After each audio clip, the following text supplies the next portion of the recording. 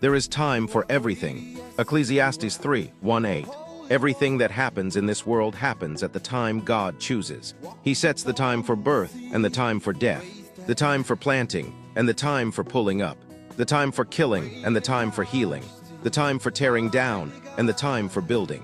He sets the time for sorrow and the time for joy, the time for mourning and the time for dancing, the time for making love and the time for not making love, the time for kissing and the time for not kissing. He sets the time for finding and the time for losing, the time for saving and the time for throwing away, the time for tearing and the time for mending, the time for silence and the time for talk. He sets the time for love and the time for war and the time for peace. Indeed, there is time for everything. Ecclesiastes 3:1-8.